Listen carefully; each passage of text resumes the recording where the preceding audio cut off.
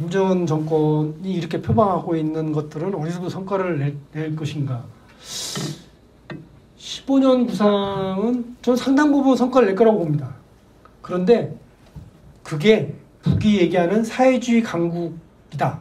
사회주의 강국의 지표를 북쪽이 공적으로 얘기를 하지 않고 있어요. 구체적으로.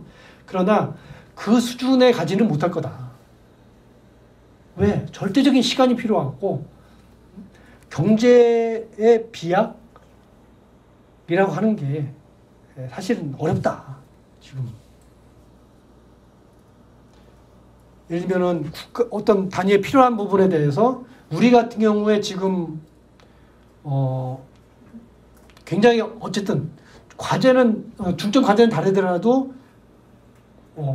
균형적인 사고를 좀 하잖아요. 그래도 뭐 교육에 어느 정도 뭐 해서 만약에 어디 재난이 났다고 그러면 그 재난을 국가가 재난 선포를 해서 그 부분을 해결할 수 있는 어떤 걸 갖고 있습니다. 근데 북은 재난이 일어나면 청년들 동원하고 군대 동원하고 국가적인 천정력을 동원해서 거기를 가서 해결하는 이런 식이라는 거죠. 그럼 다른 부분이 분명히 문제가 발생한다는 겁니다. 북이 과연 15년 후에 그 정도의 전반적인 균형 성장에 갈 수 있느냐? 저는 쉽지 않다고 봅니다. 다만 아까 말씀드렸지 의식주 문제는 상당 부분 해결될 가능성이 있다고. 지방발전 뭐 그런 거. 정치제도 개선도 아까 다 말씀드리겠습니다. 문제는 이제 장기적으로 보면 북쪽으로 앞으로 갈수록 후기자 문제가 앞으로 굉장히 예민한 문제로 이제 등장할 수밖에 없는데 아직은 북쪽 내부의 그 문제가 현안으로 15년 갈 때까지는 적어도 그 문제가 현안으로 등장하지는 않을 거다. 네 번째는 이제 핵 보유 어떻게 할 거냐라고. 핵 개발이라고 하는 것이 이중적인 과제를 갖고 있었다라고 얘기를 말씀드렸는데 이제 완전히 하고 했을 때 이제는 되돌 수 없는 핵 보유국을 선언을 했는데 그 이후에 과연 핵 구축 협상 뭐 다른 일을 이 핵이라고 하는 문제를 어떻게 할 것이냐라고.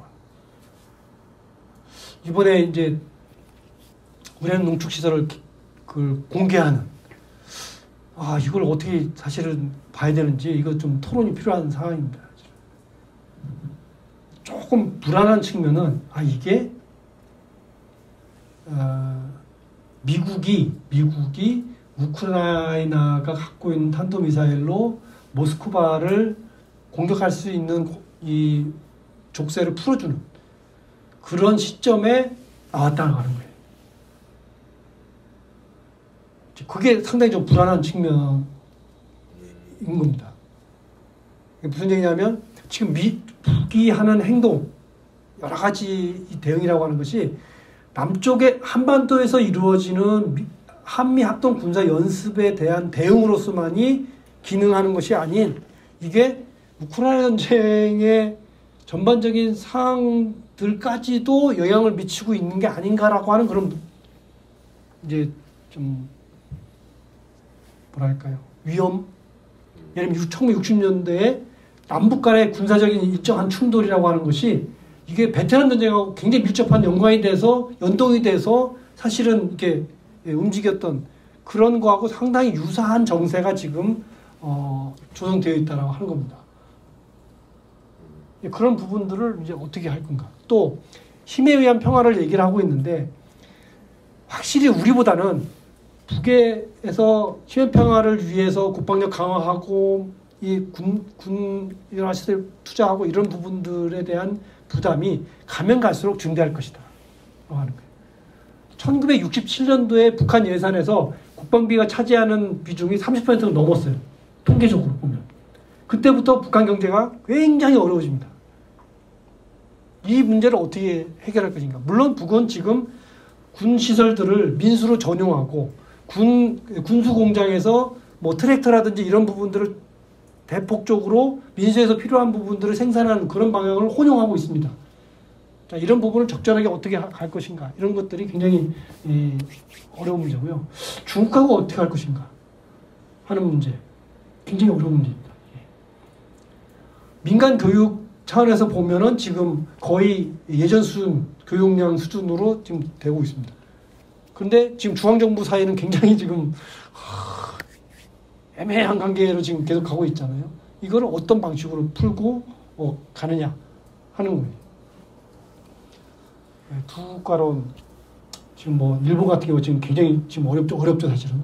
청년 사회 같은 경우는 지금 두 개 국가론을 내세우면서 뭐 동포 하나의 민족 하나의 조국 뭐 이런 거 다 교과서에서 가르치지 말라라고 하는 지침이 내려오면서 굉장히 지금 사실은 혼돈 상태입니다. 더군다나 이제 뭐 민족 이런 거 쓰지 말라니까 청년사회 밑에 있는 민족학교 이름도 바꿔야 되잖아요. 그리고 민족학교 내는 조선족도 있지만 대한민국 국적을 갖고 있는 학생도 있거든요. 이걸 어떻게 지금 어떻게 하라는 거냐? 구체적인 지침이 아직 없는 셈이죠. 지금 이제 청년 대표단이 평양 갔기 때문에 돌아오면 어떤 구체적인 게 일정하게 되겠지만 어쨌든 그렇게까지 무리하게 할 필요가 있었느냐라고 하는 또 하나는 이제 민족관이죠. 국가제일 시대에 민족 문제를 하는 것은 규정이 됐습니다. 북한이 얘기하는 지금 시대는 우리 국가제일 시대다. 근데 우리 국가제일 시대 때 민족 문제라고 하는 것은 국력, 나라의 힘을 키우는 방식으로 해서 민족 문제 해결해야 된다. 라는 방식으로 일단 이제 규정을 했어요. 그런데 그러면 민족이라는 게 과연 뭐냐? 남과 북은 다른 민족이냐? 아니냐? 같은 민족이냐? 과거에 김일성 시대 때, 김정일 시대 때 민족의 가장 큰 징표는 혈연과 언어. 이 부분이 제일 중요한 부분으로 했는데 이걸 어떻게 할 건가? 이거를 경제적 공동성 부분으로 바꿀 수 있는가? 굉장히 이게 지금 난제인 거죠. 이제 최고인민회는 이제 열기로 했으니까 열게 되면 이제 영토 규정 들어가게 되고 그러면 이제 상당히 이제 사실은 이제 서해 지구나 이런데 굉장히 이제 어려운 문제가 발생할 수도 있습니다. 근데 어쨌든 이 민족 문제, 민족을 어떻게 규정할 것인가 이것도 굉장히 이제 어려운 남과 북의 관계를 동족 관계가 아니라고 했기 때문에 동족 관계가 아니면 어떤 방식으로 규정할 건가 하는 거예요.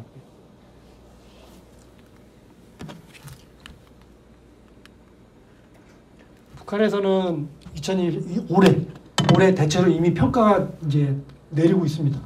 그래서 아마 10월 달에 있을 전원회의 이때 대체로 이 기조가 이제 다시 평가의 기준이 될 거라고 봅니다.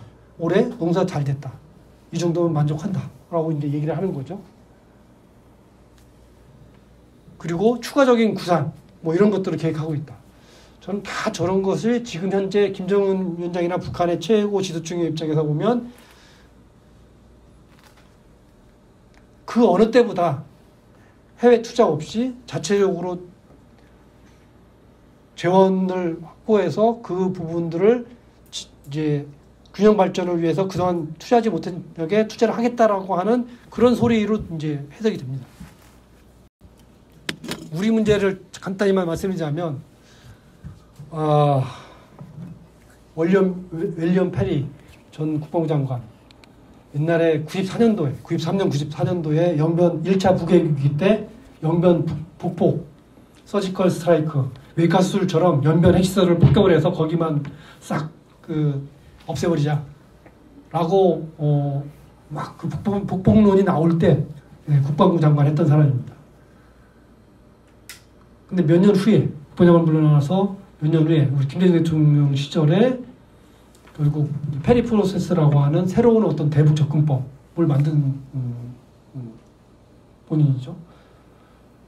2009년도에 오바마 대통령, 2008년도 선거에서 오바마 대통령이 당선돼 있을 때 그때 그 직후에 미국에 갔었는데 그때 이제 이 페리 팀에 있는 사람들하고 만나고 사람들한테 북쪽과의 관계 설정 뭐 이런 거 막 글을 쓰고 그랬어요. 근데 이 양반이 이제 오바마 행정부 이제 출범한 이후에 2013년도에 저런 얘기를 합니다. 자기가 페리프로스 만든 이후에 북쪽하고 협상하면서 여러 가지 느꼈던 이야기들을 하면서 앞에 첫 마디 그거예요. 나는 북쪽 사람들이 도대체 뭘 원하고 하는 거를 듣는데 거의 대부분의 시간을 소비했다. 그랬더니 북쪽 사람들은 일단 형식으로 보면 첫 번째 최고 지도자에 대한 안위와 뭐 이게 굉장히 중요한. 두 번째로는 자기 체제와 뭐 이런 걸 복수하고 뭐 이런 것들이 첫 번째, 두 번째 굉장히 중요하게 얘기를 하더라. 그러면 그게 그 사람들한테는 우리 협상을 해야 되는 상대방한테는 그게 중요한 만큼 그것에 대한 이해가 필요하다. 그걸 이제 있는 그대로 보고 그거에 기초해서 그것에 북한의 목표를 이해한 속에서 그래야 협상 카드가 나오고 이 대화가 된다고 하는 그런 생각으로 이제 변한 거죠. 옛날 보폭할 때 하고 생각이 정말 많이 변한 겁니다. 근데 우리가 생각해야 될 사고의 지점들이 사실 이 양반 얘기 속에 굉장히 많아요. 북이 공적으로 이제 핵 보유국을 선언한 마당에 어떻게 할 건가?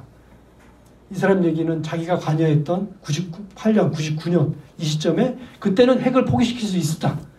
근데 지금 불가능하다.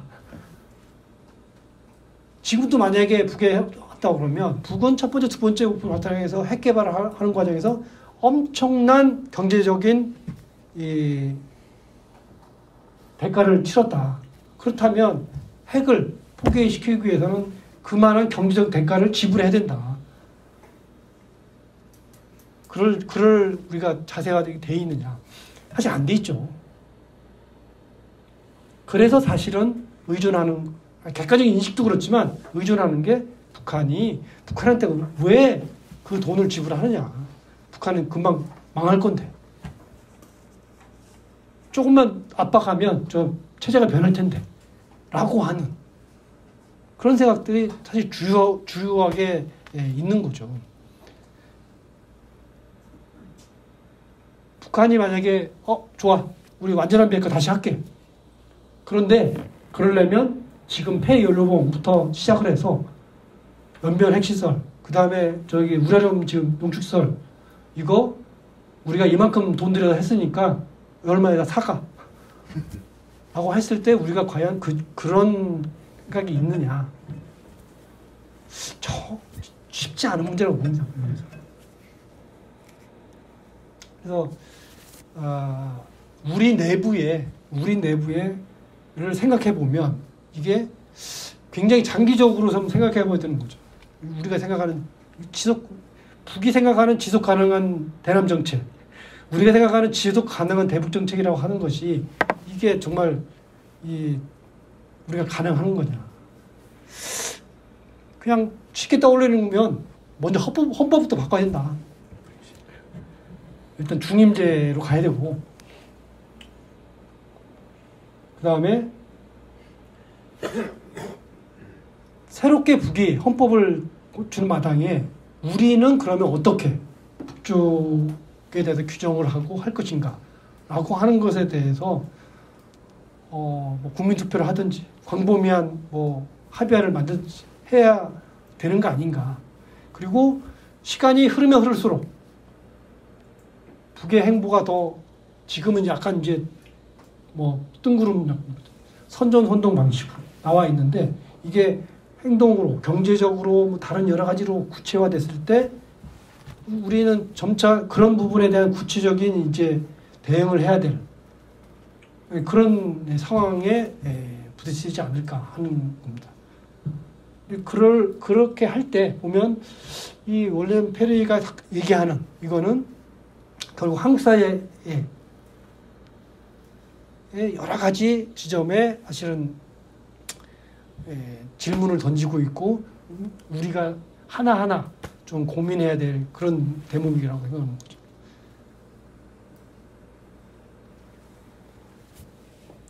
뒤돌아보면 우리 내부의 구조로 보면 굉장히 어려운 문제입니다.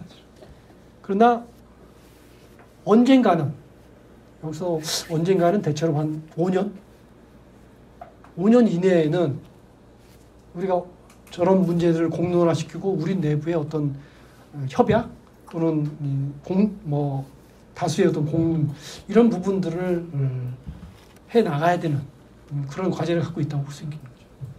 예, 오늘 여기까지 하겠습니다. 네, 고맙습니다.